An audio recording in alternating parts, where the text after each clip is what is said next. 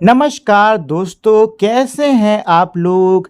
उम्मीद करता हूं कि आप सभी लोग अच्छे होंगे। तो दोस्तों, मेरा नाम है आकाश और मैं आप सभी का स्वागत करता हूं अपनी YouTube channel A to Z study में। और आज की इस वीडियो में मैं आपको पढ़ाऊंगा कक्षा 7 हिंदी की बुक मल्हार का पाठ नंबर 1, माँ कह एक कहानी। तो दोस्तों, इसके अंदर एक कविता है जिसको कि हम लोग अभी पढ़ेंगे, समझेंगे। लेकिन उससे पहले चलिए इस कविता को लिखने वाले जो कवि हैं मैथिली शरण गुप्ता जी, उनके बारे में हम लोग थोड़ी सी जानकारी इकट्ठा कर लेते हैं। तो मैथिली शरण गुप्ता जी का जन्म जो है वो 1886 में हुआ है और इनकी जो मृत्यु है वो 1964 में हुई है।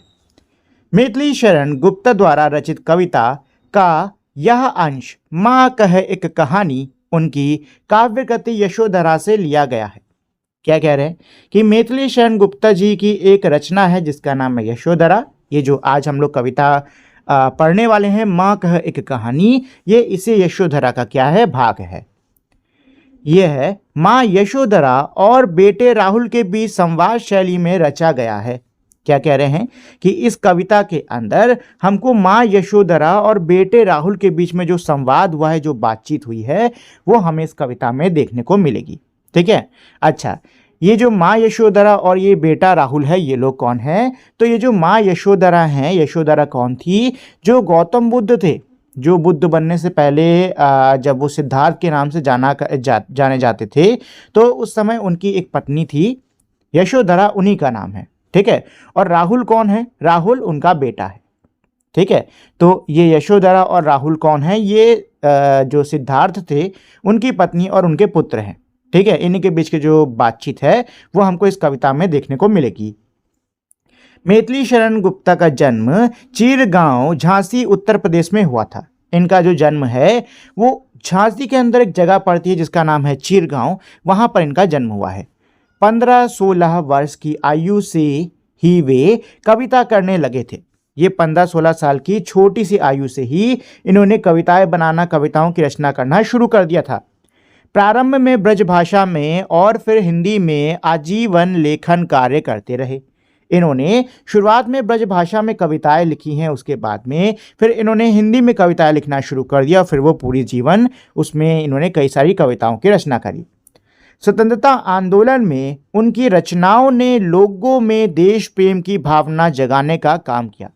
स्वतंत्रता आंदोलन के दौरान इनकी जो रचनाएं थीं, इसने लोगों के अंदर देश प्रेम की भावना जगाई और उनके अंदर ये जो भावना थी इसको और मजबूत किया। राष्ट्र कवि के रूप में इनकी ख्याति सर्वविदित है। ये राष्ट्र कवि के तौर पे भी जाने जाते हैं, ये राष्ट्रपति के तौर पे भी बहुत मशहूर हैं। इनकी अधिकांश कृतियों में भारत की धार्मिक, सांस्कृतिक, ऐतिहासिक और राष्ट्र चेतना के स्वर हैं। इनकी जो रचनाएं हैं उसमें भारत के धार्मिक, सांस्कृतिक, ऐतिहासिक और राष्ट्र चेतना के स्वर, यानी कि इनकी जो रचनाएं हैं वो भारत के धार्मिक, सांस्कृतिक, ऐतिहासिक और राष्ट्रीयता पर इनकी जो भी रचनाएं हैं वो होती हैं। ठीक है। साकेत, भारत भारती और यशोधरा उनकी काव्य कृतियां हैं। अब यहाँ पे इनकी कुछ रचनाओं के नाम दिए हैं, साकेत, भारत भारती और यशोधरा। ठीक है दोस्तों, चलिए, तो ये तो हम लोगों ने जो हमारे कवि हैं मैथिली शरण गुप्ता जी, उनसे परिचय कर लिया। चलिए अब हम लोग सीधे इस कविता को पढ़ना, इसको समझना शुरू करते हैं। लेकिन उससे पहले मैं आप लोगों से एक छोटी सी रिक्वेस्ट करना चाहूँगा दोस्तों कि अगर आप लोगों ने अभी तक इस वीडियो को लाइक, शेयर और मेरे चैनल को सब्सक्राइब नहीं किया है तो प्लीज़ फटाफट से आप लोग इस वीडियो को लाइक, शेयर और मेरे चैनल को सब्सक्राइब कर दीजिए ताकि आपको भविष्य में भी ऐसे ही कमाल की वीडियोस मिलते रहें। माँ कह एक कहानी, बेटा समझ लिया क्या तूने मुझको अपनी नानी। सबसे पहले जो ये बच्चा है राहुल, ये अपनी माता से कह रहा है कि माँ मुझे एक कहानी सुनाइए ना। तो इसकी इस बात को सुनकर जो इसकी माता है यशोधरा, वो कह रही हैं, बेटा क्या तुमने मुझे अपनी नानी समझ लिया है? ऐसा क्यों कह रही हैं? क्योंकि देखिए, जब हम लोग छोटे होते हैं तो हमारे जो नाना नानी, हमारे जो दादा दादी होते हैं, वो हमको खूब कहानियाँ सुनाते हैं। ठीक है ना। तो यही बात इसकी मम्मी कह रही कि बेटा तुमने मुझे अपनी नानी समझ लिया है, मैं क्या तुम्हारी नानी हूँ जो मैं तुमको कहानियाँ सुनाऊंगी। कहती है मुझसे यह चेटी, तू मेरी नानी की बेटी, कह माँ कह लेटी ही लेटी। कहती है मुझसे यह चेटी, चेटी का मतलब होता है सेवक, ठीक है, जो कि आपकी सेवा करता है, दासी या सेवक, ठीक है। तो इसमें यही कह रहे हैं कि भाई ये जो चेटी है ये मुझसे कह रही है, ये कौन बोला, राहुल बोल रहा है कि ये जो दासी है, ये जो सेवक है, ये मुझसे कह रही है कि आप मेरी नानी की बेटी हो। आप कौन हो, नानी की बेटी। नानी किसको बोलते हैं दोस्तों, जो आपकी मम्मी की माँ होती हैं उनको नानी बोलते हैं। तो बेटा यही कह रहा है, राहुल यही कह रहा है कि आप मेरी नानी की बेटी हो, मतलब कि आप हो तो मेरी ही नानी की बेटी ना। तो जैसे नानी कहानी सुनाती हैं वैसे आप भी सुना दो। कह माँ कह लेटी ही लेटी, सुना दो ना माँ कहानी, लेटे ही लेटे सुना दो, मतलब लेटे लेटे ही मुझको कहानी सुना दो। राजा था या रानी, राजा था या रानी, माँ कह एक कहानी। बच्चा क्या कह रहा है, राजा था या रानी, मतलब राजा रानी, राजा रानी, किसी की भी कहानी सुना दो, बस सुना दो, ठीक है। तो माँ पूछती है किसकी, राजा रानी की सुननी है क्या। तो बच्चा कह रहा है कि हाँ मुझे राजा रानी की ही कहानी सुननी है, बस कहानी सुना दो, ये इसका अर्थ। तू है हटी मानधर मेरे, सुन उपवन में बड़े सवेरे, तात भ्रमण करते थे तेरे। तू है हटी, हटी मतलब कि जिद्दी। अब जो माँ है यशोधरा वो बेटे से कह रही कि बेटा तू बहुत ही हटी है, तुम ना बहुत ही जिद्दी हो, मेरे प्रिय पुत्र, मेरे प्यारे बच्चे, तुम बहुत ही जिद्दी हो। अच्छा ठीक है, कहानी सुननी तो सुनो। सुन उपवन में बड़े सवेरे, सुनो उपवन में यानी कि बगीचे में सवेरे सवेरे तात भ्रमण करते थे तेरे। तात यानी कि तुम्हारे पिता, तात मतलब होता है पिता, पिता जो हैं वो तुम्हारे भ्रमण कर रहे थे। तो यहाँ से अब कहानी शुरू है, यहाँ से अब कहानी शुरू है। माता कह रही हैं कि बेटा सुनो, बगीचे में सवेरे एक बार तुम्हारे पिता भ्रमण कर रहे थे, यानी कि सैर कर रहे थे, टहल रहे थे। जहां सुरभि मन मानी, जहां सुरभि मन मानी, हाँ माँ यही कहानी। अब आगे कहानी बढ़ाते हुए माता कह रही हैं कि तुम्हारे पिता बगीचे में सवेरे टहल रहे थे, जहाँ पे सुरभि, सुरभि यानी कि खुशबू, सुगंध, जहाँ पे खुशबू जो है वो मन हर लेने वाली थी, मतलब बगीचे में बहुत अच्छी खुशबू आ रही थी फूलों की, एकदम मन को हर लेने वाली खुशबू आ रही थी। तो अब एकदम से बेटा जो है वो बोलता है बीच में, कहता है जहाँ पर बहुत अच्छी खुशबू आ रही थी मन को हरने वाली, हाँ माँ हाँ यही वाली कहानी सुना दो। वर्ण वर्ण के फूल खिले थे, झलमल कर हिम बिंदु झिले थे, हल्के झोंके हिले मिले थे। वर्ण वर्ण, वर्ण वर्ण होता है इसका अर्थ नाना प्रकार, यानी कि अलग अलग प्रकार के फूल खिले थे। अब जो माता हैं वो उपवन यानी बगीचे का और वर्णन करते हुए बता रही हैं कि उस बगीचे में बहुत सारे अलग अलग प्रकार के फूल खिले हुए थे। झलमल कर हिम बिंदु झिले थे। हिम मतलब क्या होता है, हिम मतलब कि ठंड, बिंदु यानी कि बूंद, ठंड की बूंद मतलब कि ओस, ठीक है। तो क्या कह रहे हैं, झलमल कर हिम बिंदु झिले थे, यानी कि जो पेड़ पौधे हैं, जो फूल पत्तियां हैं, उन पर ओसों की बूंदें जमी हुई थी, ठीक है। उस पर जो है ओस की बूंदी वो झलमल हो रही थी। झलमल यानी कि उस पर सूरज की किरणें पड़ रही होंगी सुबह की, तो उसमें से मतलब देखने में चमक रही होगी, बहुत अच्छी दिखने में लग रही होगी, ठीक है। हल्के झोंके हिले मिले थे, और हल्के हल्के क्या चल रहे थे, हवा के झोंके चल रहे थे, ठीक है। हल्की हल्की हवा चल रही थी, हल्के हल्के हवा के झोंके चल रहे थे, जिससे कि जो पेड़ पौधे हैं वो हिल रहे थे, ठीक। लहराता था पानी, लहराता था पानी, हाँ हाँ यही कहानी।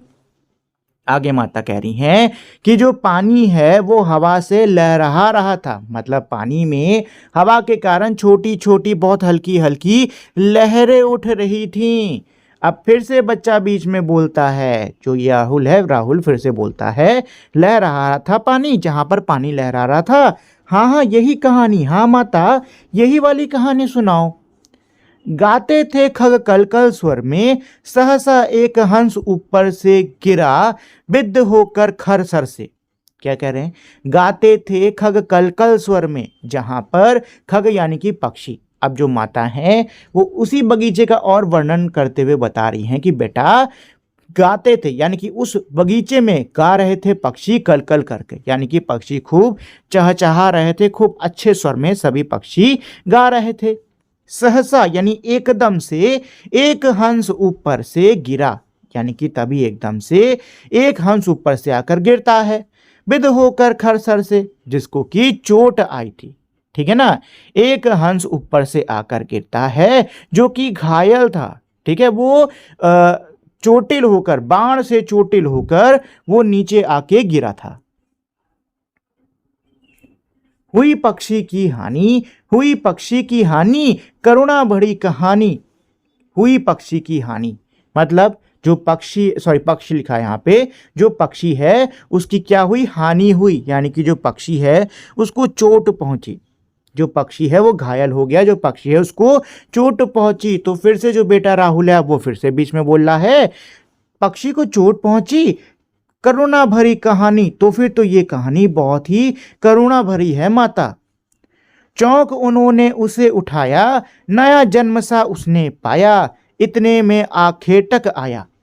चौंक उन्होंने उसे उठाया, अब एकदम से ऊपर से जब हंस आके गिरा है तो उनसे जो तुम्हारे पिता हैं वो क्या गए हैं, चौंक गए हैं। ठीक है, चौंक कर उन्होंने एकदम से उसको अपने बाहों में उठा लिया। ठीक है, उसकी जीवन बचाने के लिए कि भाई इसको चोट ना आए और इसका जीवन बच जाए, इसके लिए उन्होंने उसको अपने बाहों में उठा लिया। नया जन्म सा उसने पाया, मानो उस पक्षी ने नया जन्म पा लिया हो। क्यों? क्योंकि भाई देखो जो ये सिद्धार्थ हैं इन्होंने पक्षी को क्यों उठाया है, ताकि उसको बचाया जा सके। ठीक है, तो सिद्धार्थ के उठाने से मानो उस पक्षी ने नया जीवन सा पा लिया हो। इतने में आखेटक आया, आखेटक किसको बोलते हैं, शिकारी को। इतने में जो शिकारी है जिसने उस पक्षी को चोट मारी है, जिसने उस पक्षी को बाण मारा है, वो वहां पर आता है। लक्ष्य सिद्धि का मानी, लक्ष्य सिद्धि का मानी, कोमल कठिन कहानी। लक्ष्य साधने वाला जो आखेटक है वो वहां पर आता है, यानी कि लक्ष्य जिसने साधा है, जिसको अपने लक्ष्य साधने पर क्या है, गुरूर है, वो वहां पर आता है। तो अब आगे जो है बेटा फिर से राहुल बीच में बोल रहा है कि क्या लक्ष्य साधने वाला घमंडी वहां पर आता है। कोमल कठिन कहानी, ये कहानी तो बड़ी कोमल और कठिन होती जा रही है। मांगा उसने आहत पक्षी, तेरे तात किंतु थे रक्षी। तब उसने जो था खग बख्शी, मांगा उसने आहत पक्षी। ये जो शिकारी है ये आके आहत यानी कि चोटिल पक्षी को मांगता है। ये आकर तुम्हारे पिता से चोटिल पक्षी की मांग करता है कि ये जो पक्षी है इसको चोट मैंने पहुंचाई है, इसको बाण मैंने मारा है, तो ये मेरा हुआ, इसको लौटा दो, ये मेरा शिकार है। तेरे तात किंतु थे रक्षी, लेकिन तुम्हारे जो तात हैं, तुम्हारे जो पिता थे वो रक्षी थे, यानी कि तुम्हारे जो पिता थे उन्होंने ठान ली थी कि वो इस पक्षी की रक्षा करेंगे। तो तुम्हारे जो पिता हैं वो रक्षी थे, उन्होंने इस पक्षी की रक्षा करने की ठान ली थी। तब उसने जो था खगभक्षी, तो पिता ने सीधी सी बात है मना कर दिया। तब जो खगभक्षी है, खगभक्षी यानी कि जो चिड़ियों का भक्षण करने वाला, चिड़ियों को मारने वाला है, तब उसने क्या किया, हट करने की ठानी, हट करने की ठानी। अब बढ़ चली कहानी।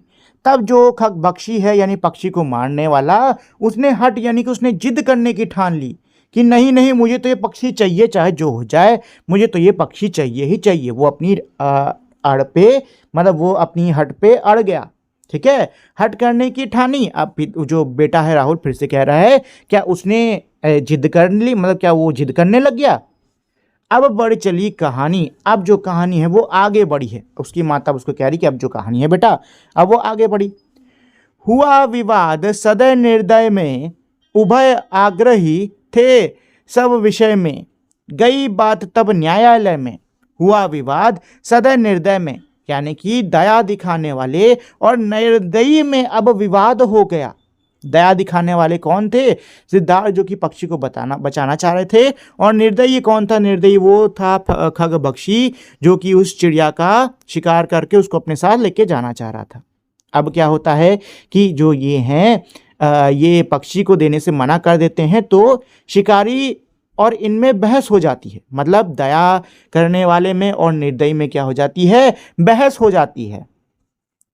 उभय आग्रही थे सब विषय में, गई बात तब न्यायालय में। मतलब दोनों में खूब अच्छे से बहस होने लग जाती है, कोई मानने को तैयार नहीं था। आखिर में क्या होती है कि ये जो बात है ये न्यायालय में चली जाती है, यानी कि ये जो बात है अब ये वहाँ के कोर्ट में उस टाइम के जाती है कि भाई अब न्यायालय ही फैसला सुनाएगा कि कौन सही है कौन गलत है। सुनी सभी ने जानी, सुनी सभी ने जानी, व्यापक हुई कहानी। अब क्योंकि जो मुद्दा है ये न्यायालय में चला गया है तो अब सबने इसके बारे में सुना, अब सबने इस घटना के बारे में सुना। तो एकदम से फिर से अब राहुल बीच में बोल रहा है, क्या सबने इस घटना के बारे में सुना? व्यापक हुई कहानी, अब तो कहानी बड़ी व्यापक यानी कि ये बड़ी ही फैल गई है। राहुल तू निर्णय कर इसका, न्याय पक्ष लेता है किसका, कह दे निर्भय जय हो जिसका। अब जो माता हैं वो अपने पुत्र राहुल से पूछती हैं, कह रही राहुल तू निर्णय कर इसका, अब तुम इसका निर्णय करो। जो अभी तक घटना हुई है अब इसका तुम निर्णय करो। न्याय पक्ष लेता है किसका, कि अब न्याय जो है वो किसके पक्ष में जाएगा, क्या वो रक्षण करने वाले के पक्ष में जाएगा या फिर वो भक्षण करने वाले के पक्ष में जाएगा। कह दे निर्भय है, तुम बिना डरे जो भी तुम्हारे मन में आ रहा है उसको बोल दो कि किसकी जय होगी, यानी कि कौन इस न्यायालय के इस केस में जीतेगा। सुन लो तेरी बानी, माँ मैं क्या बानी, मेरी क्या बानी, मैं सुन रहा कहानी। माता क्या कह रही हैं कि तुम सुनाओ, तुम बताओ क्या कहना चाह रहे हो। तो जो बेटा है राहुल कह रहा है, माँ मैं क्या बोलूं, मैं तो कहानी सुन रहा हूं। कोई निरपराध को मारे तो क्यों अन्य उसे ना उभारे, रक्षक पर भक्षक को वारे। जो बच्चा है वो जवाब देते हुए क्या कह रहा है कि कोई निरपराध को मारे। अगर कोई निरपराध, जिसने कोई अपराध ना किया हो, जिसकी कोई गलती ना हो, जो पूरी तरीके से निर्दोष हो, अगर कोई किसी ऐसे को मारता है तो क्या कोई अन्य उसे बचा नहीं सकता, क्या कोई अन्य उसे ना बचाए। रक्षक पर भक्षक को वारें, जो रक्षक होता है यानी कि जो बचाने वाला होता है वो भक्षक से यानी कि मारने वाले से बहुत बड़ा होता है। ठीक है, इनका अर्थ यही है कि अगर कोई निरपराध को, निर्दोष को मारे तो क्या कोई अन्य उसके बारे में कुछ ना बोले, क्या कोई अन्य उसको ना बचाए। रक्षक पर भक्षक हमेशा भारी होता है, यानी रक्षक जो है वो भक्षक से हमेशा क्या होता है, बड़ा होता है। न्याय दया का दानी, न्याय दया का दानी, तूने गुनी कहानी। क्या है, न्याय दया का दानी, यानी कि ये जो न्याय है ये दया करने वाले के पक्ष में ही दिया जाएगा। जो न्याय है वो दया करने वाले को ही दिया जाएगा। ठीक है, तो बच्चा जो है वो किसके पक्ष में फैसला करने के लिए कहता है, वो कहता है कि जो फैसला है वो बचाने वाले यानी कि इसके पिता के पक्ष में होगा।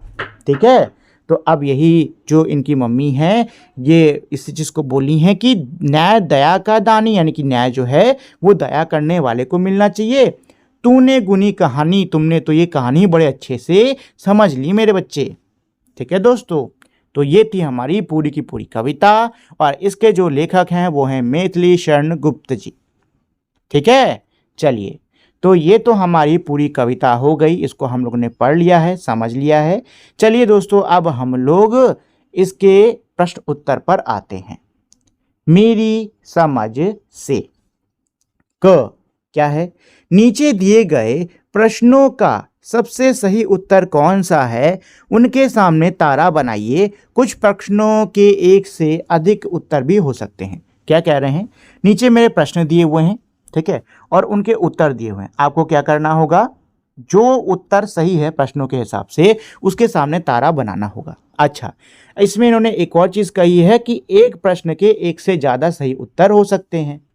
तो पहला प्रश्न मेरा क्या है, माँ अपने बेटे को करुणा और न्याय की कहानी क्यों सुनाती हैं। जो माँ है वो अपने बेटे को करुणा और न्याय की कहानी क्यों सुना रही हैं।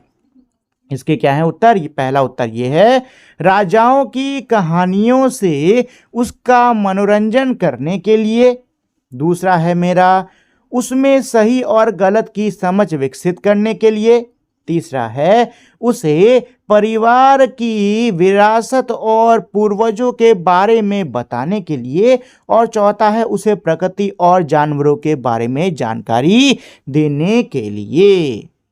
ठीक है, तो देखिए, कोई माँ अपने बेटे को करुणा और न्याय भरी कहानी क्यों सुनाएगी?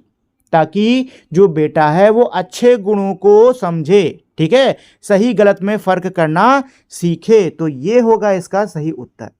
कोई भी माता अपने बच्चे को ऐसी कहानी क्यों सुनाएगी? करुणा और न्याय से भरी कहानी क्यों सुनाएगी?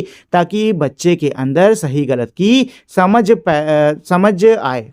ठीक है, ठीक है ना?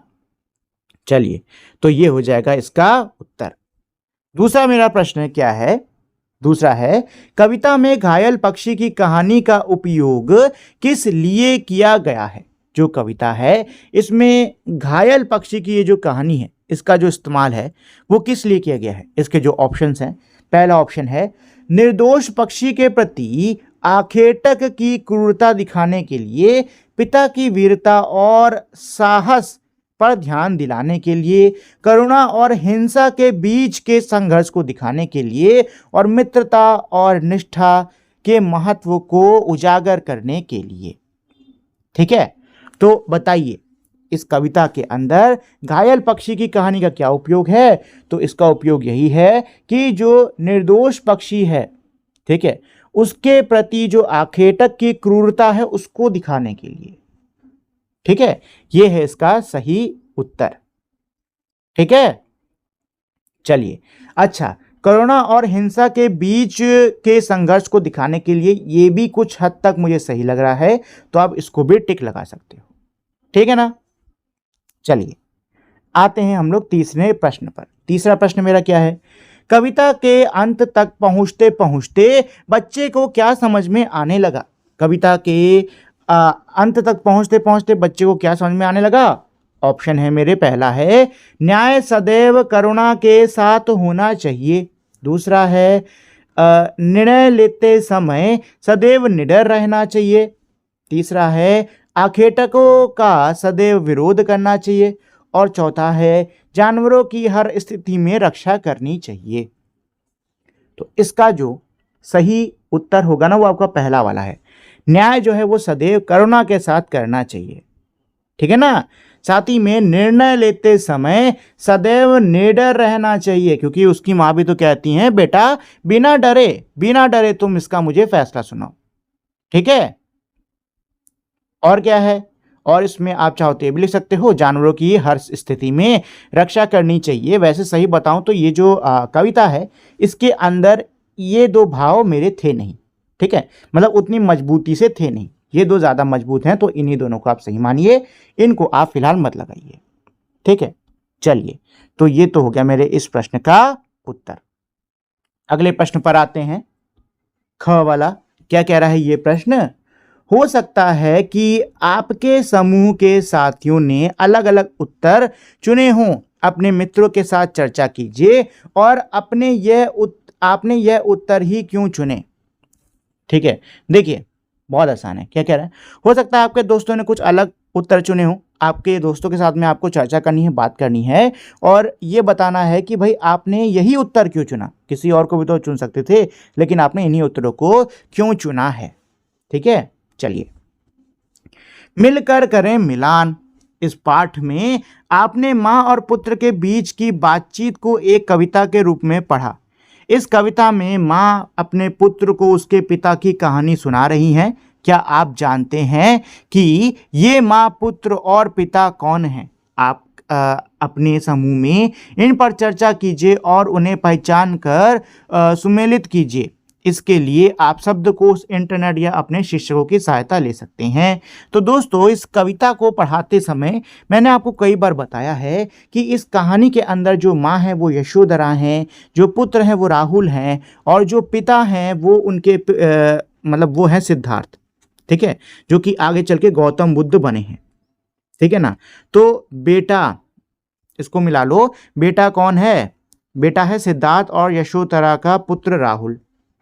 माँ कौन है? माँ है यशोधरा, एक राजकुमारी और सिद्धार्थ की पत्नी। और तात यानी कि पिता कौन है? सिद्धार्थ, एक राजकुमार जो बाद में गौतम बुद्ध के नाम से प्रसिद्ध हुए। ठीक है ना दोस्तों, ये होगा इसका उत्तर। पंक्तियों पर चर्चा। पाठ में से चुनकर कुछ पंक्तियां नीचे दी गई हैं, इन्हें ध्यान से पढ़िए और इन पर विचार कीजिए। आपको इनका क्या अर्थ समझ में आया? अपने विचार अपने समूह में साझा कीजिए और लिखिए। देखिए दोस्तों, ये प्रश्न मेरा बहुत ही आसान है। अभी मैंने आपको अच्छे से कविता समझा दी है। अब इसी कविता से मेरी कुछ पंक्तियां नीचे दी हुई हैं, आपको इन पंक्तियों को पढ़ना है, इसका जो अर्थ है उसको अपनी कॉपी में लिखना है। ठीक है ना? तो मेरी पंक्ति क्या है? कोई निरपराध को मारे तो क्यों अन्य उसे ना उबारे, रक्षक पर भक्षक को वारे, न्याय दया का दानी। क्या था इनका अर्थ? इनका अर्थ ये था कि अगर कोई निरपराध निर्दोष को मारता है तो क्या कोई अन्य उसे नहीं बचा सकता? रक्षा करने वाला बख्शा करने वाले से यानी बचाने वाला मारने वाले से बड़ा होता है, और जो न्याय है वो दया करने वाले को ही दिया जाएगा, दया करने वाले के पक्ष में ही दिया जाएगा। ठीक है, तो ये हो गया इसका अर्थ। ठीक, ये उतार लो। इसके बाद मेरी अगली पंक्ति क्या है? हुआ विवाद सदय निर्दय में, उभय आग्रही थे सब विषय में, गई बात तब न्यायालय में, सुनी सभी ने जानी। देखिए इन पंक्तियों का क्या अर्थ है कि जो विवाद है अब सदय यानी कि दयावान और निर्दयी में क्या हो गया? विवाद हो गया। अब ये जो बात है ये बहुत ज़्यादा आगे बढ़ गई और अब ये जो बात है ये न्यायालय में गई और वहाँ पर सभी ने इस बात को जाना, इस पर सभी को इसके बारे में पता चला। तो क्या होगा इसका अर्थ? इसका अर्थ यही होगा कि अब जो ये विवाद है दयावान और निर्दयी में, ये बहुत ही आगे बढ़ चुका है। बात जो है अब वो न्यायालय में गई और वहाँ पर सभी ने इस बात को सुना और जाना। ठीक है, चलिए सोच विचार के लिए कविता को एक बार फिर से पढ़िए, पता लगाइए और लिखिए। आपको क्या करना होगा? कविता को फिर से पढ़ना होगा और पता लगा के लिखना होगा। क्या लिखना है? इनके उत्तर। आपके विचार से इस कविता में कौन सी पंक्ति सबसे महत्वपूर्ण है? आप उसे ही सबसे महत्वपूर्ण क्यों मानते हैं? देखिए बहुत आसान है। क्या कह रहे हैं कि आपके हिसाब से इस कविता में कौन सी पंक्ति है जो कि सबसे ज़्यादा जरूरी है और आप उसी पंक्ति को सबसे ज़्यादा जरूरी क्यों मानते हो? ठीक है, तो इसमें ना आप वो वाली पंक्ति, अगर मैं अपनी बात बताऊं तो आप वो वाली पंक्ति ले सकते हो कि हुआ विवाद उदय निर्दय में, सदय निर्दय में।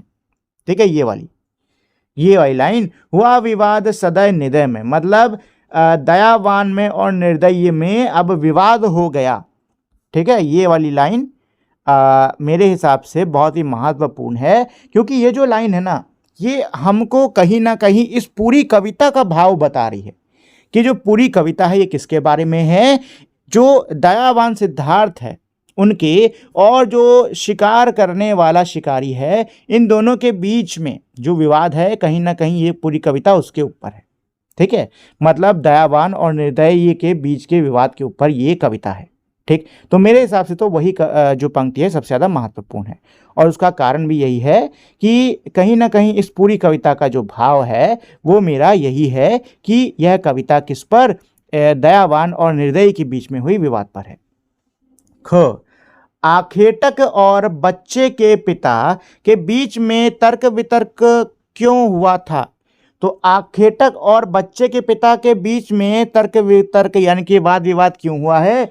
तो ये इसलिए हुआ है क्योंकि जो बच्चे के पिता हैं वो उस पक्षी को बचाना चाहते हैं, जबकि आखेटक क्या है कि उसका शिकार करना चाहता है। ठीक है ना, तो यहाँ पे उत्तर इसका क्या होगा? इसका उत्तर यही होगा कि आखेटक और बच्चे के पिता के बीच में तर्क वितर्क पक्षी के जीवन को लेकर हुआ। अगला प्रश्न है, माँ ने पुत्र से राहुल तू निर्णय कर इसका क्यों कहा। तो जो माता हैं उन्होंने अपने बेटे राहुल से ऐसा क्यों कहा था कि राहुल अब तुम ही इसका निर्णय करो, ठीक है ना। तो देखो माता ने ऐसा किस लिए कहा होगा, माता ने ऐसा इसलिए कहा है ताकि जो राहुल है वो इस कहानी के ऊपर विचार करे, इसमें कहानी के अंदर जो मुद्दा है उस पर विचार करे और फिर सही और गलत के बीच में फर्क करते हुए सही फैसला सुनाए, जिससे कि राहुल के अंदर सही गलत को समझने की परखने की समझ पैदा हो, ठीक है ना। तो इसका उत्तर यही हो सकता है कि माँ ने राहुल से इस विषय पर, इस मुद्दे पर निर्णय करने को इसलिए कहा ताकि राहुल के अंदर सही गलत की जो ये पहचान है ये पैदा हो सके, ठीक है। चलिए अगले प्रश्न पर आते हैं। तो मेरा अगला प्रश्न क्या कह रहा है, अगला प्रश्न है, यदि कहानी में आप उपवन में होते तो घायल हंस की सहायता के लिए क्या करते, आपके अनुसार न्याय कैसे किया जा सकता था। आप क्या कह रहे हैं कि अगर आप उपवन यानी कि आप बगीचे में होते तो घायल हंस की सहायता कैसे करते। तो बच्चों यहाँ पे जो जवाब है ये आपको सबको खुद से देना है कि अपने आप को आप उस बगीचे में रख कर देखो, अपने आप को आप सिद्धार्थ की जगह रख के देखिए और फिर सोचिए कि अगर आप उनकी जगह पर होते तो आप क्या फैसला सुनाते, ठीक है ना। अगला प्रश्न है मेरा, कविता में माँ और बेटे के बीच बातचीत से उनके बारे में हमें क्या क्या पता चलता है। क्या इसका मतलब कि कविता के अंदर ये जो माँ बेटे के बीच में बातचीत चल रही है इससे हमें क्या क्या पता चल रहा है उनके बारे में। तो देखो कविता में माता जो हैं वो अपने बेटे को निर्भय होकर, बिना डरे हुए, किसी भी जो मुद्दा है उस पर फैसला देने के लिए, मतलब ये जो कहानी में मुद्दा था उस पर फैसला देने के लिए कह रही थी।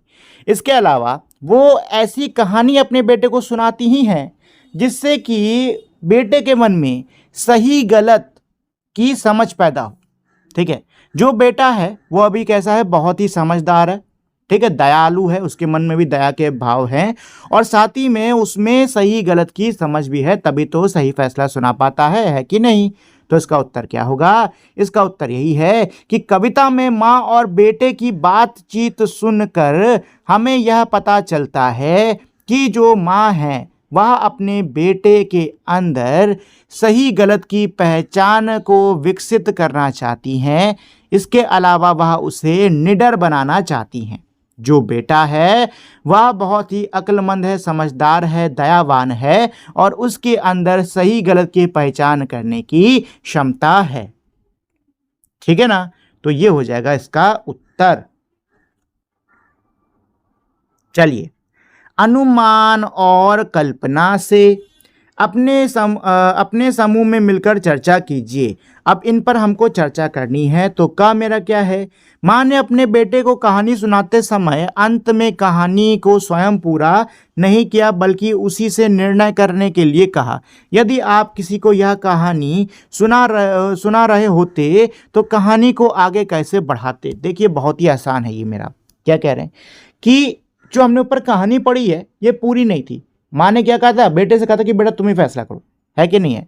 अब मान लो ये कहानी आप किसी और को सुना रहे हो तो आप इस कहानी को कैसे आगे बढ़ाओगे ना, यहाँ पे आपको बस ये बताना है, ठीक है। तो ये तो आपको खुद से सोचना होगा कि आप इस कहानी में क्या क्या आगे जोड़कर इसमें आगे इसको बढ़ा सकते हो, ठीक।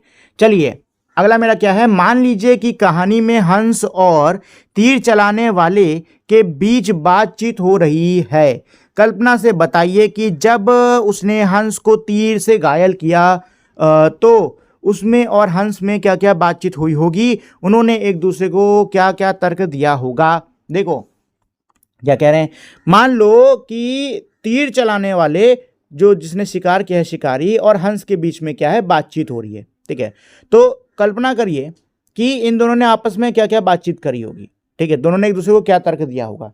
तो देखो तीर चलाने वाले ने हो सकता है ये तर्क दिया हो कि अगर मैं तुम्हारा शिकार नहीं करता हूं तो मैं मतलब मैं भूखा रह जाऊंगा, मेरी भूख नहीं मिट पाएगी, मैं अपने परिवार का पेट नहीं भर पाऊंगा। हो सकता है हंस ने ये जवाब दिया हो कि भोजन करने के लिए तुम्हें और भी तो कई सारी चीज़ें मिल सकती हैं, तुम मुझको क्यों मार रहे हो, मैं तो जीवित जीव हूँ, तुम पेड़ पौधों से मिले हुए आहार को भी ग्रहण कर सकते हो, और साथ ही में मेरा भी परिवार है, कृपया करके आप मुझे जाने दें। ठीक है, तो हो सकता है ऐसे करके कुछ बातचीत हुई हो, वार्तालाप हुआ हो। ठीक है ना, तो आप अपने मन में, मतलब मन से चाहो तो यहाँ पे थोड़ा बहुत लिख सकते हो। ठीक है, चलिए, मान लीजिए कि माँ ने जो कहानी सुनाई है, आप भी उसके एक पात्र हैं। आप कौन सा पात्र बनना चाहेंगे, क्यों? क्या कह रहे हैं कि मान लो जो कहानी माँ ने सुनाई है, आप उसके ही पात्र हो, तो बताओ आप कौन सा पात्र बनना चाहोगे। तो यहाँ पे मेरे कई सारे पात्र दिए हुए हैं। तीर चलाने वाला पक्षी, तीर को बचाने वाला व्यक्ति, न्यायाधीश, कोई अन्य पात्र जो कहानी में जोड़ना चाहो। ठीक है, जो आप कहानी में जोड़ना चाहो, तो यहाँ पे आप लिख सकते हो, आपकी इच्छा। चलो, संवाद। क्या है मेरा संवाद, देख लेते हैं। इस कहानी में एक माँ और उसके पुत्र का संवाद दिया गया है, लेकिन कौन सा कथन किसने कहा है यह नहीं बताया गया। आप कविता में दिए गए संवाद को पहचानिए और कौन सा कथन किसने कहा है, और उसे दिए गए उचित स्थान पर लिखिए। उदाहरण के लिए माँ और पुत्र का एक एक कथन दिया गया। देखो, बहुत आसान है। क्या कह रहे हैं कि कविता के अंदर माँ बेटे के बीच में बातचीत चल रही है, संवाद चल रहा है। ठीक है, लेकिन ये नहीं लिखा कि किसने क्या बोला है। ठीक है ना, कोई बात नहीं। अभी जब मैं आपको ये कविता पढ़ा रहा था, तब मैंने आपको सीधे से बता दिया कि ये डायलॉग उसने बोला है, फिर इसके जवाब में इन्होंने ये कहा। ठीक है, ऐसे मैंने आपको समझाया है। ठीक है ना, तो यही आपको इस प्रश्न में करना है, जो मैंने आपको समझाया ना, सेम यही चीज़ आपको इस प्रश्न में करनी है। जैसे देखो, पुत्र द्वारा बोले हुए कथन में एक कथन दिया है, माँ कहे यह कहानी। ठीक है, सॉरी, माँ कहे एक कहानी। माँ के द्वारा बोले हुए कथन में ये दिया है, बेटा समझ लिया क्या तूने मुझको अपनी नानी। ठीक है ना, तो मैं आपको ऑलरेडी समझा चुका हूँ किसने क्या कथन कहा है, बस आपको यहाँ पे उन्हीं कथनों को लिख लेना है। ठीक, और कुछ नहीं करना है। चलिए, शब्द से जुड़े शब्द। ठीक, नीचे दिए गए रिक्त स्थानों में प्रकृति से जुड़े शब्द कविता से चुनकर लिखिए। क्या कह रहे हैं, ये जो खाली जगह दे रखी ना, इसमें आपको कविता के अंदर जो प्रकृति के जुड़े हुए शब्द है ना, वो लिखने हैं। ठीक, जैसे कि उपवन। ठीक है, इसके अलावा हिम बूंद लिख सकते हो, हिम बूंद। ठीक है ना, हिम बूंद। और वर्ण फूल, फूल भी तो था कि नहीं था ना, बहुत सारे थे। चलिए, कविता में चल के ढूंढ लेते हैं। तो बहुत सारे हैं जो कि आप इसमें लिख सकते हो, जैसे कि सुरभि। ठीक, जो खुशबू थी वो आ रही थी प्रकृति की। फूल थे खूब सारे, हिम बूंद हैं, हवा के झोंके चल रहे हैं, पानी जो है वो लहराता है। ठीक है ना, खग जो है, पक्षी जो है वो कलकल स्वर में गा रहे हैं। ठीक है, तो यहाँ पर हमारे खूब सारे शब्द हैं जो कि प्रकृति से जुड़े हुए हैं। ठीक है, तो आपको इन्हीं शब्दों को यहाँ पर लिख लेना है। ठीक, चलिए, अब क्या है, पंक्ति से पंक्ति। स्तंभ, नीचे स्तंभ 1 और स्तंभ 2 में कुछ पंक्तियां दी गई हैं। मिलती जुलती पंक्तियों को रेखा खींच के मिलाई। बहुत आसान है। स्तंभ 1 स्तंभ 2 को आपको मिलाना है, मतलब मिलान करना है इस प्रश्न में। ठीक है, जो मिलती हुई पंक्तियां हैं उनको मिलाओ भाई, लाइन खींच कर। ठीक है, तो इसको ऐसे कर लेते हैं, अब मिलाते हैं। तो पहला क्या है कि कहती है मुझसे यह चेटी, ये दासी मुझसे कहती है। तो क्या है, दोनों ही अपनी अपनी बात पर अड़े हुए थे। दयालु हिम तूने, यह सेविका मुझसे यह कहती है। ये लो, इससे मिला लो। ठीक है, यह सेविका मुझसे यह कहती है। दूसरा क्या है, तू है हटी मानधर मेरे। तू है हटी, ये कहाँ पे है, ये है। हे मेरे पुत्र, तू बहुत हट करता है। ठीक है ना, तो ये इससे मिल जाएगा आपका। चलिए, झलमल कर हिम बिंदु झिले थे। तो झलमल कर हिम बिंदु, हिम बिंदु ये है, ओस की बूंद झिलमिला रही थी। ठीक है, चौथा है मेरा, गिरा बिद्ध होकर खर सर से। तो ये होगा चोटिल। तब उस तीर चलाने वाले, नहीं ये नहीं है, तेज धार वाले तीर से घायल होके गिर गया, ये है। तेज धार वाले तीर से घायल होके पक्षी नीचे गिरा। ठीक है, हुआ विवाद सदय निर्दय में, मतलब कि दयालु, दयावान और निर्दयी में विवाद होने लग गया, बहस होने लग गई। तो ये होगा, दोनों अपनी अपनी बात पर अड़ गए, नहीं ये है, दयालु और निर्दयी व्यक्तियों में झगड़ा हुआ। ठीक है। ये कह दे निर्भय जय हो जिसका, न्याय में दया नहीं, ये नहीं होगा। से तीर मारा, ये नहीं होगा। तू बिना डरे, निर्भीक वाला ना, हाँ यही, ये हो जाएगा। ठीक है। तू बिना डरे कह दे कि जीत किसकी होनी चाहिए। तूने गुनी कहानी, ये किधर आएगा। तूने कहानी समझ ली है, ये ही है, सामने ही है, सामने है। ठीक है। तूने कहानी समझ ली है। चलो, उभय आग्रही थे सब विषय में, तो ये कहां पर है, ये आपका कहां गया, ये होगा। दोनों ही अपनी अपनी बात पे अड़े हुए थे। ठीक है, ये हो जाएगा। ठीक। तब उसने जो था खग बख्शी, हट करने की ठानी। तीर चलाने वाला हट ही हो गया, कहाँ गई वो लाइन। तब तीर चलाने वाला हट करने का निश्चय, हाँ ये हो गया। ठीक है। रक्षक पर भक्षक को वारे, न्याय दया का दानी, ये हो जाएगा। न्याय में दया सम्मिलित होती है, न्याय मारने वाले के स्थान पर बचाने वाले के पक्ष लेता है। ठीक है, तो ये हो गया। चलिए नंबर डाल देता हूँ, सकता है आपके लिए थोड़ा कंफ्यूजिंग हो गया हो। तो यहाँ पे 1 आपका मिल रहा है, 2 जो है, 2 किधर मिल रहा है, हटी वाला था, ये रहा। ठीक है। 3 है आपका ये वाला, 4 है आपका ये वाला, 5 है आपका ये है, 6 जो है निर्भय वाला, ये रहा। 7 ये सामने है। ठीक है। 8 जो है वो सबसे ऊपर है।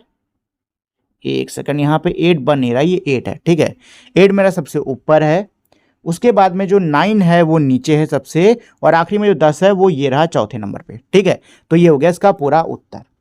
ठीक। चलिए, कविता की रचना। राजा था या रानी, माँ कह एक कहानी। इन पंक्तियों पर ध्यान दीजिए। इन पंक्तियों की तरह इस पूरी कविता में अनेक स्थानों पर कुछ पंक्तियां 2 बार आई हैं। इस कारण कविता में पाठक को माँ बेटे की बातचीत और अच्छी तरह समझ में आ जाती है। इससे कविता के सौंदर्य में भी वृद्धि हुई है। आप ध्यान देंगे तो इस कविता में आपको ऐसी अनेक विशेषताएं दिखाई देंगी, जैसे कविता में माँ बेटे का संवाद दिया गया है, जिसे संवादात्मक शैली कहते हैं। प्रकृति और कार्यों आदि का वर्णन किया गया है, जिसे वर्णनात्मक शैली कहा जाता है। देखिए, यहाँ पे संवादात्मक शैली और वर्णनात्मक शैली की बात की गई है कि संवादात्मक शैली क्या होती है, जब किन्हीं दो के बीच में बातचीत हो रही होती है, संवाद हो रहा होता है, तो इस रूप में अगर कविता लिखी जाती है तो उसको हम लोग संवादात्मक शैली कहते हैं। ठीक है। और वर्णनात्मक शैली जब प्रकृति और कार्यों आदि में जो चीज़ें हैं, ये मेरी जब कविता के अंदर डाली जाती हैं, तो ये मेरी वर्णनात्मक शैली होती है। ठीक है, वर्णनात्मक शैली। ठीक। चलिए, तो इसमें बस आपको यही समझना था। नहीं, रुकिए, आगे इसमें थोड़े मेरे प्रश्न है, देख लेते ये क्या है। इस कविता को एक बार पुनः पढ़िए और अपने समूह में मिलकर इस कविता की विशेषताओं की सूची बनाइए। अपने समूह की सूची को कक्षा में सबके साथ साझा कीजिए। देखिए क्या कह रहे हैं, एक बार फिर से कविता पढ़ो और कविता के अंदर जो विशेषताएं हैं उनकी एक आप सूची बना लो, उनकी एक आप लिस्ट बना लो। ठीक है, और आपने जो भी सूची बनाई है उसको आप अपनी पूरी कक्षा के सामने साझा करो। ठीक है ना। तो देखिए, कविता जो है आपको क्या करना है, फिर से पढ़ना है, अकेले मत पढ़ना, 2-3 लोग मिलके पढ़ना। और आपको इस कविता की जो जो भी विशेषताएं आपको लग रही हैं कि हाँ ये चीज़ इस कविता में खास है, ये कुछ अलग है, उन सबको अलग से लिख लो। ठीक है। सेम चीज़ आपके क्लास के जो बाकी ग्रुप में लोग हैं वो भी करेंगे। ये करने के बाद में सबको फिर जो अपना मतलब जो भी उन्होंने विशेषताएं लिखी हैं उनको क्लास में दिखाना होगा। ठीक है, तो ये एक्टिविटी टाइप की है, क्लास एक्टिविटी टाइप की, जो कि आप लोग साथ में कर सकते हो। नीचे इस कविता की कुछ विशेषताएं और वे पंक्तियां दी गई हैं जिनमें ये विशेषताएं दिखाई देती हैं। विशेषताओं का सही पंक्तियों से मिलान कीजिए। आप कविता की पंक्तियों में एक से अधिक विशेषताएं भी ढूंढ सकते हैं। देखिए, फिर से हमें मिलान करना है। एक तरफ कविता की जो विशेषता है वो लिखा हुआ है, वो लिखी दी गई हैं, दूसरी तरफ जो पंक्तियां हैं वो दी गई हैं। ठीक है, अब बस आपको क्या करना होगा कि इनकी जो विशेषताएं हैं उनको पंक्तियों से मिलाना है कि ये विशेषता इस पंक्ति में है। ठीक, तो संवाद दिया गया है। विशेषताएं पहले पढ़ लेते हैं। विशेषताएं मेरी क्या हैं? संवाद दिया गया है, मतलब जहां पे संवाद दो लोगों के बीच में बात चल रही है, वो पंक्ति के अंतिम शब्द की ध्वनि आपस में मिलती जुलती है, यानी कि जो आखिरी शब्द की ध्वनि है वो मेल खा रही है। कुछ शब्द 2 बार और साथ साथ आए हैं, कुछ शब्द जो हैं वो एक से ज़्यादा बार आए हैं, मतलब 2 बार आए हैं और साथ साथ आए हैं।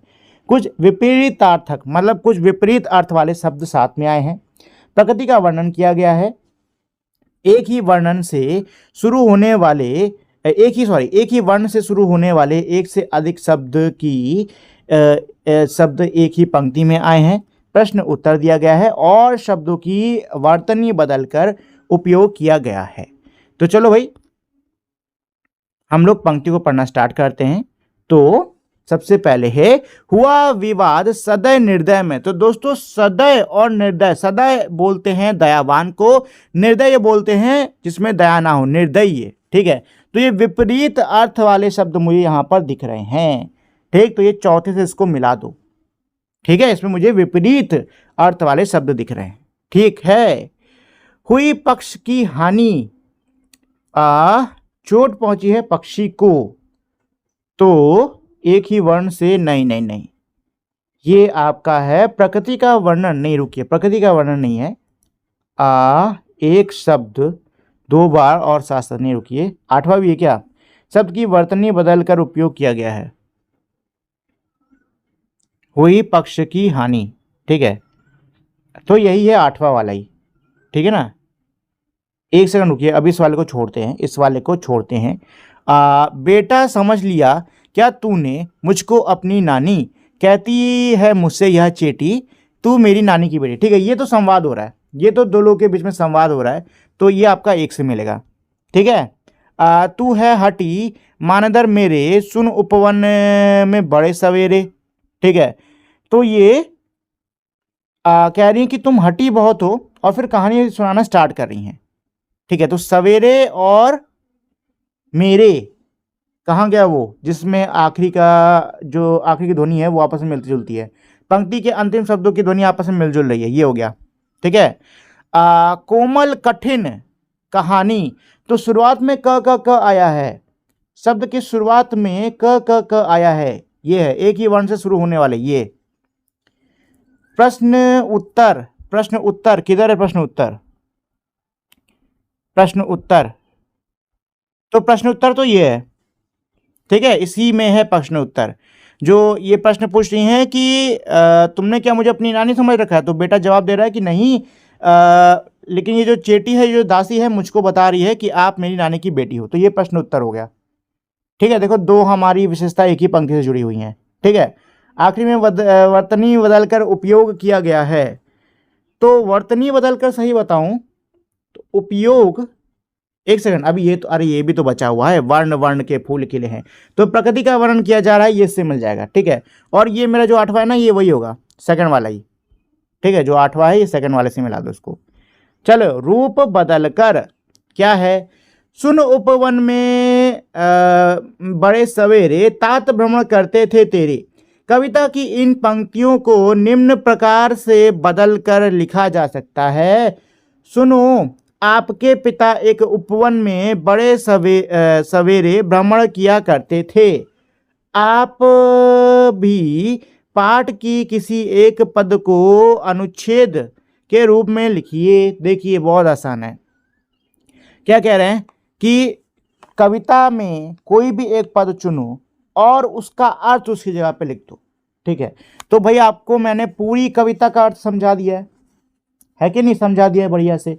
अब आपको कहीं से भी कोई भी पद उठा लेना है और उसकी जगह पर उसका अर्थ लिख देना है। ठीक है, आसान सा सवाल है।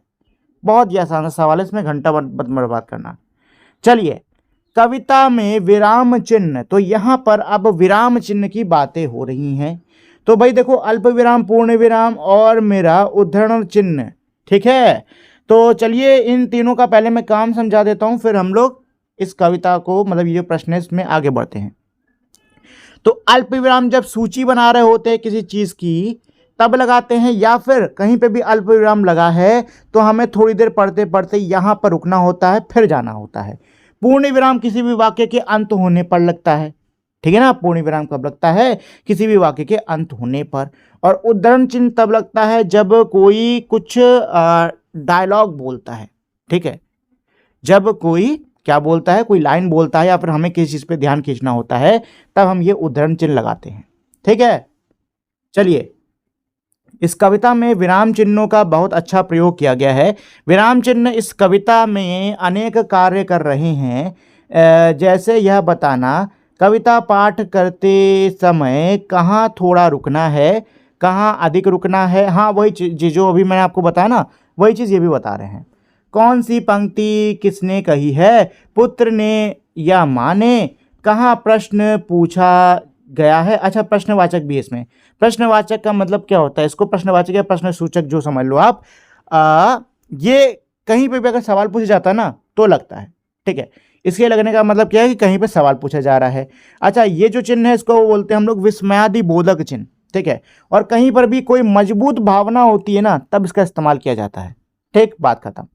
चलिए, नीचे कविता का एक अंश बिना विराम चिन्ह के दिया है, इसमें उपयुक्त स्थान पर विराम चिन्ह लगाइए। बहुत आसान है। क्या कह रहे हैं कि नीचे जो है ना कविता का एक अंश दिया हुआ है जिसमें कोई भी विराम चिन्ह नहीं है, आपको इसमें विराम चिन्ह को लगाना होगा। तो देखो, ये ना बहुत ही ज़्यादा आसान है, ये वाला प्रश्न तो बहुत ही ज़्यादा आसान है, क्योंकि इसमें आपको कुछ करने की ज़रूरत भी नहीं है। इसमें आपको कुछ नहीं करना, फिर से जाओ कविता पर, ठीक है। और इन पंक्तियों में जो जो विराम चिन्ह लगे ना वो यहाँ पे लगा दो, खत्म कहानी, ठीक है ना। ऐसे कर लेना, जल्दी हो जाएगा, टाइम नहीं वेस्ट होगा। और रही बात ये समझने की कि कहाँ पे क्या लगता है, तो वो मैंने अभी आपको बता दिया है दोस्तों, कि अल्प विराम मतलब थोड़ा रुकना है, पूर्ण विराम वाक्य खत्म, प्रश्न सूचक जहाँ पे प्रश्न पूछा जा रहा हो, और विस्मयादि बोधक का चिन्ह जहाँ पर मजबूत भावना हो, ठीक है। तो ये सब तो मैंने आपको बता दिया है।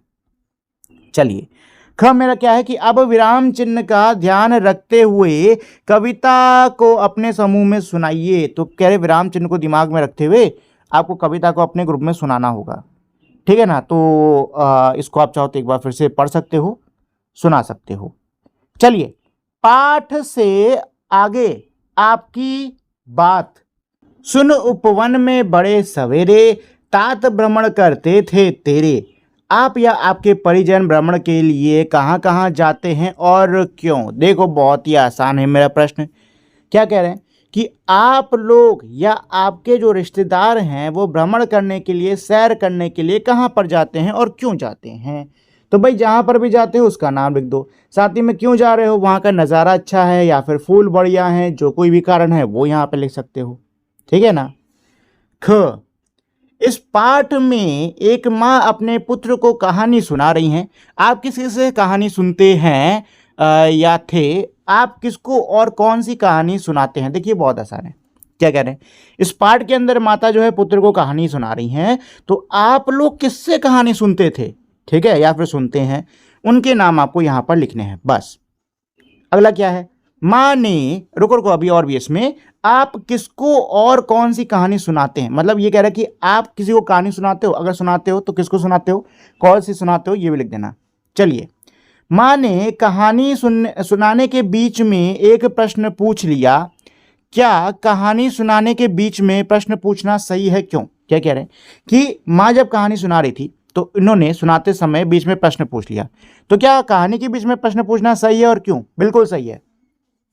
सही क्यों है? क्योंकि देखो, हो सकता है कोई व्यक्ति आपको कहानी सुना रहा हो और सुनाते सुनाते आप सो जाओ, तो अगर आपसे कोई प्रश्न पूछता है और आप उसका जवाब नहीं देते हो तो उससे पता चल जाए कि हाँ आप सो गए हो। या फिर अगर उसने प्रश्न पूछा और आप बता नहीं पाए, इसका मतलब क्या है कि आप कहानी पे ध्यान नहीं दे रहे हो, है कि नहीं।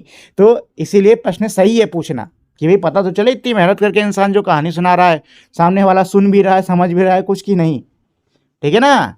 चलिए, अगला मेरा क्या है, कविता में बालक अपनी माँ से बार बार वही कहानी सुनने की हट करता है। क्या आप भी कभी कोई कहानी बार बार सुनने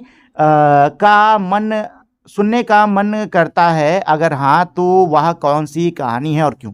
क्या कह रहा है कि कविता के अंदर जो बालक है वो बार बार वही कहानी सुनाने का हट कर रहा है कि नहीं वही वाली कहानी सुनाओ, वही वाली कहानी सुनाओ, ठीक है ना। तो क्या आपका भी मन करता है कि कोई कहानी को बार बार सुनने का, और अगर करता है तो क्यों करता है? ठीक है, तो छोटा सा है ये एक सवाल, इसका जवाब आप खुद से कर सकते हो। चलिए, निर्णय करो। राहुल तू निर्णय कर इसका। नीचे कुछ स्थितियां दी गई हैं, बताइए कि इन स्थितियों में आप क्या करेंगे। देखो क्या कह रहे हैं कि नीचे कुछ स्थितियां दी हुई हैं, बताओ अगर आप इन स्थिति में होगे तो क्या करोगे। तो पहली स्थिति ये है कि खेलते समय आप देखते हैं कि एक कोई आपका मित्र है जिसने गलती से कोई खेल का नियम तोड़ दिया है, तो भाई सीधी सी बात उसको बताएंगे कि तुमने नियम तोड़ा है, ऐसे नहीं खेला जाता है, सही से खेलो, ठीक है ना, चीटिंग थोड़ा ना करने देंगे उसको भाई। दूसरा क्या है, एक सहपाठी को कक्षा में दूसरे द्वारा चिढ़ाया जा रहा है। एक बच्चे को दूसरा बच्चा चिढ़ा रहा है तो क्या करेंगे, बताओ तो क्या करेंगे। सीधी सी बात है, टीचर को जाके आप लोग बताओगे कि ऐसी ऐसी बात है। पहले तो जाकर उस बच्चे को बोलो कि नहीं दो ऐसे मत चिढ़ाओ, चिढ़ाओगे तो तुम्हारी शिकायत कर देंगे, और अगर वो नहीं मान रहा है तो जाके टीचर के पास बता दो, ठीक है। तीसरा क्या है, एक समूह परियोजना के बीच एक सहपाठी अपने भाग का कार्य नहीं कर रहा है। क्या है, मान लो कि कोई काम चल रहा है, ठीक है, ग्रुप एक्टिविटी चल रही है, उसमें आपका कोई बच्चा है जो कि अपना काम नहीं कर रहा है, तो आप क्या करोगे? तो सीधी बात उसको समझाओगे ना कि भाई ऐसा मत करो, ध्यान दो, यही सब करोगे, ठीक है। अगली मेरी क्या है कि आपके दो मित्रों के बीच में एक छोटी सी बात पर तर्क वितर्क हो रहा है। एक छोटी सी बात को लेकर आपके दो मित्र मान लो आपस में लड़ रहे हैं, तो आप क्या करोगे? एक सहपाठी को कुछ ऐसा करने के लिए अनुचित रूप से दंडित किया जा रहा है जिसे उसने नहीं किया है। कोई बच्चा है, ठीक है, और उसको इस ऐसे काम की सजा मिली जो उसने नहीं करी है, तो आप क्या करोगे?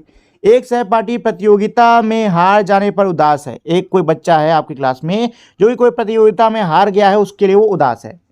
कक्षा में चर्चा के बीच एक सहपाठी संकोच कर रहा है और बोलने का अवसर नहीं पा रहा है। क्लास में चर्चा चल रही है, यानी कि बातचीत डिस्कशन चल रहा है, उसमें एक बच्चा है जो कि संकोच कर रहा है, उसे बोलने का मौका नहीं मिल रहा है, तो आप क्या करोगे?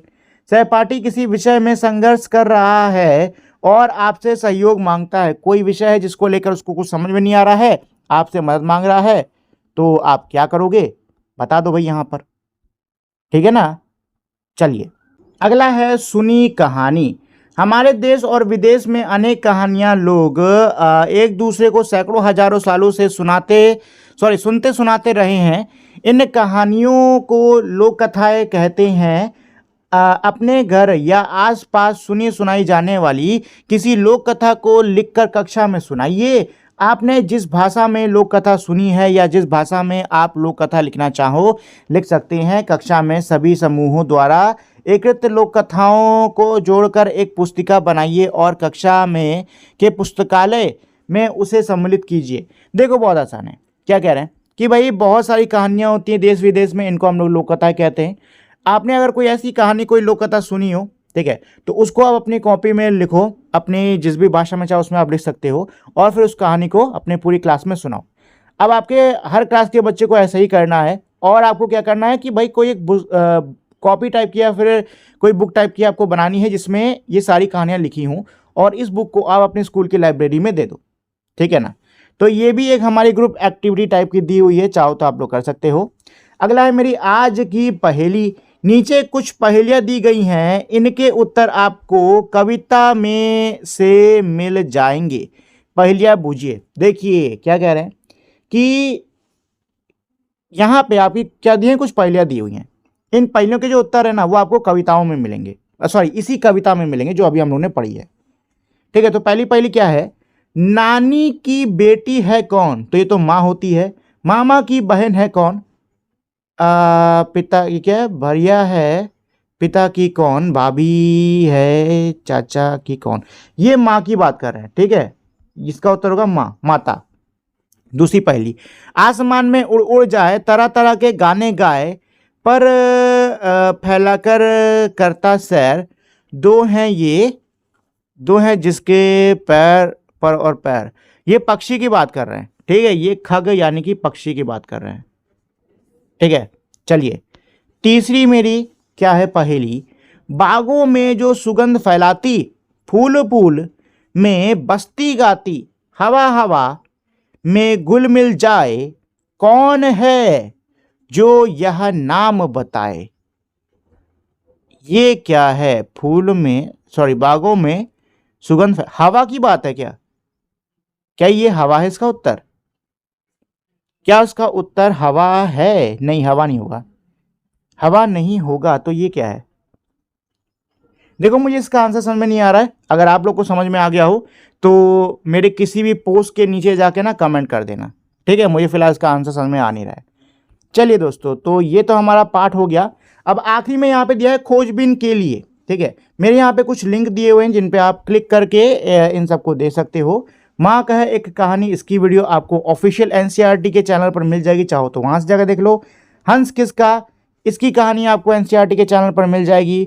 और मैथिली शरण गुप्त द्वारा एक कविता का पाठ है, वो भी आपको यूट्यूब पर मिल जाएगा, ठीक है ना दोस्तों। चलिए, तो ये तो था मेरा आज का ये पूरा पाठ। उम्मीद करता हूँ आपको ये पाठ अच्छे समझ में आ गया होगा, साथ ही में इसको पढ़ने में मज़ा भी आया होगा। जाने से पहले मैं आप लोगों से छोटी सी रिक्वेस्ट करना चाहूँगा कि अगर आपको ये वीडियो अच्छी लगी हो या फिर आपको ये वीडियो किसी काम की लगी हो तो प्लीज़ आप लोग इस वीडियो को लाइक, शेयर और मेरे चैनल को सब्सक्राइब कर दीजिएगा। अब हम लोग मिलते हैं हमारी अगली वीडियो में, तब तक के लिए नमस्कार।